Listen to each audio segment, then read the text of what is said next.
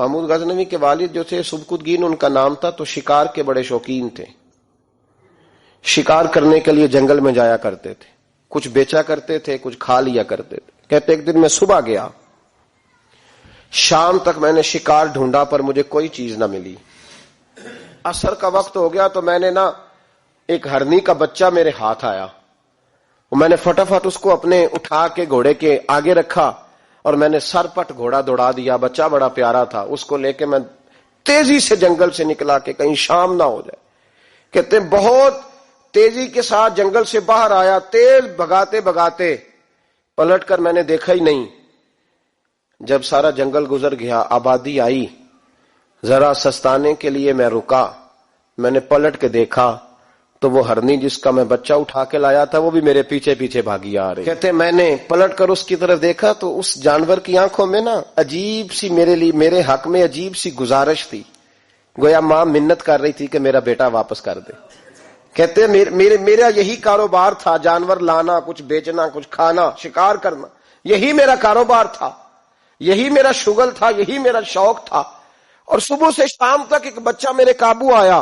محمود غزنوی کے والد کہتے ہیں اس ماں کی آنکھوں میں نے جب وہ تجسس دیکھا تو 1 منٹ میں نے فیصلہ کیا۔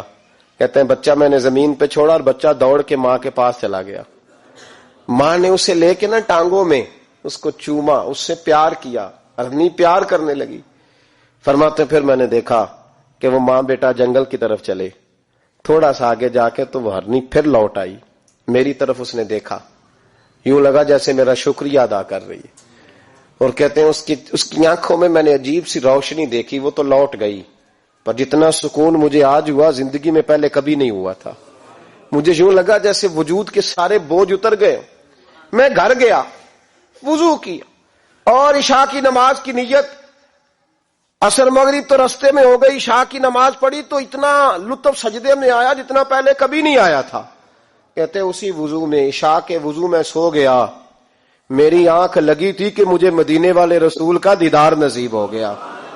محبوب پاک علیہ السلام میری خواب میں آئے اور حضور نے فرمایا تو نے آج اللہ کی مخلوق پہ رحم کیا ہے تو رب نے تجھے اپنی مخلوق کا سربراہ بنانے کا فیصلہ فرما لیا ہے، اب بادشاہیاں تیرے ہاتھ میں آئیں گی، اب تو بادشاہ بنے گا اور اللہ کی مخلوق کو آگے لے کر کے چلے گا، ان کی رہنمائی اور پیشوائی تو کرے گا۔